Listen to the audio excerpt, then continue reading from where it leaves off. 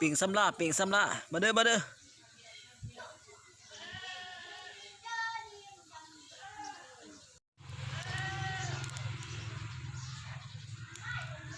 ปิ่งซ้ำล่าพี่น้อง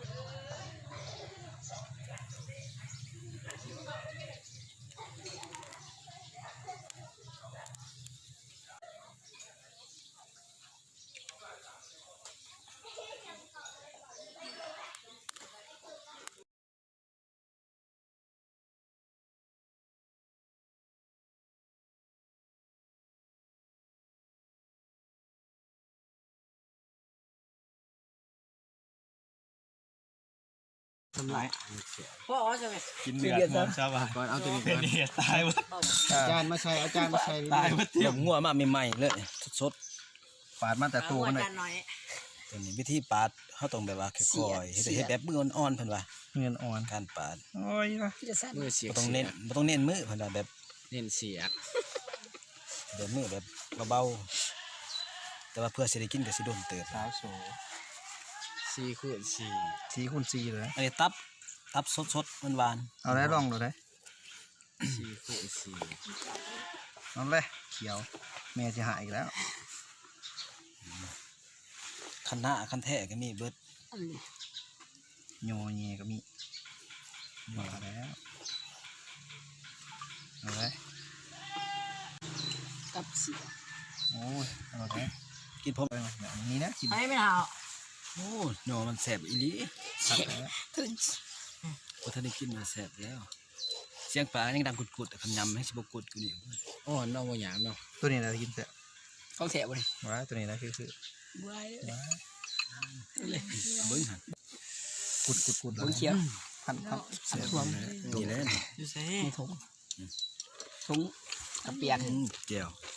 ถุงพักกระเปียกกูบอกสิวตัวบอกสูป้าเสียงกุดเลยมึงจำไม่รู้มั้งเขาไปเกี่ยวเขา กินเลยเนี่ยมันห่อนต่ำดูแล้ว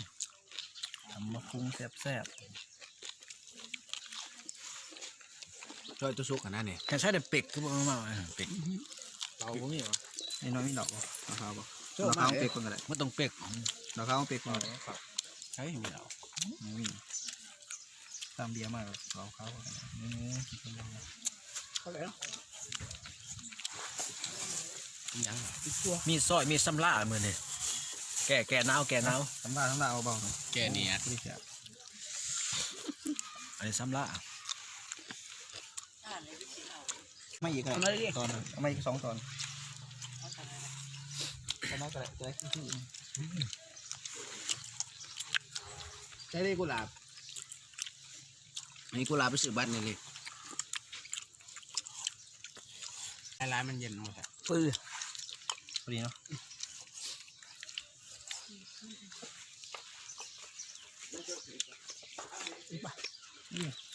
พี่ดีจ้ะพรีเมียมเนื้อแดงมาชุกไรเสียของคักเลยแบรนด์คักในพูดของแท้นะบ่เป็นเจียวแซ่บเลยคือหอยนางซอสหอยนางรมมันอยู่ในเกือบอ๋อคอยเลยกินนะกินข้าว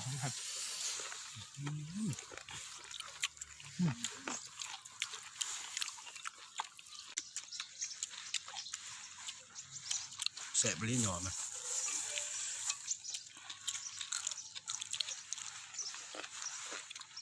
เสียงหยำเป็นแซ่บเสียงหยำของตัว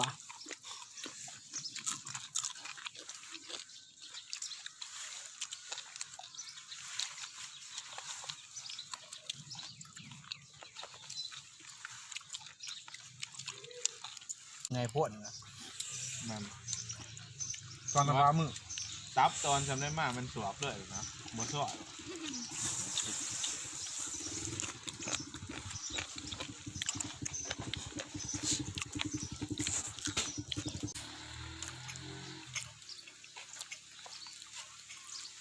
ปีกคณะมาสำนักเลยหลุดแล้ว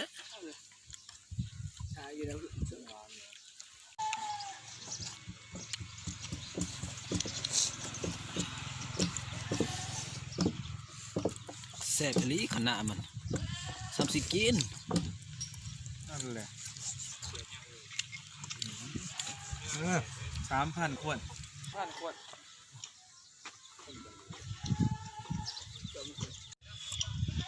ไข่อีหลีตับมัน